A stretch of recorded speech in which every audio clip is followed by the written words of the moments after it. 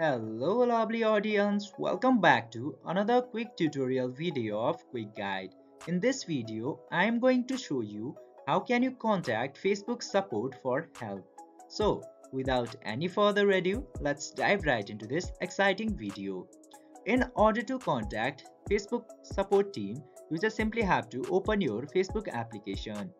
And after opening your Facebook application, just simply go to your Facebook menus by clicking into your profile into the top right. And from there you can see this give feedback option here. Simply click into that option and you can see this help us improve Facebook or something went wrong option.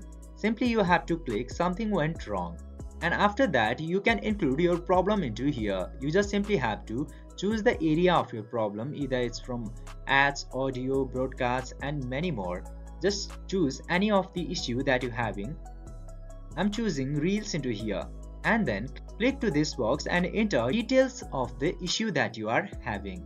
And after writing the details, you can also add a screenshot or video file of your issues or problem. So you can also leave it, but it is recommended. And after describing your problem, just simply click to submit button.